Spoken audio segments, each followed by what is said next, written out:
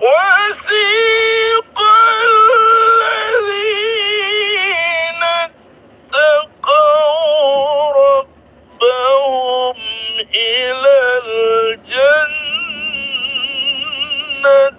زمرا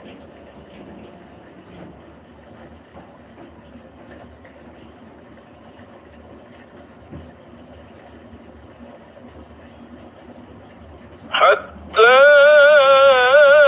إذا جاءوها وفتحت أبوابها وقال لهم خزنتها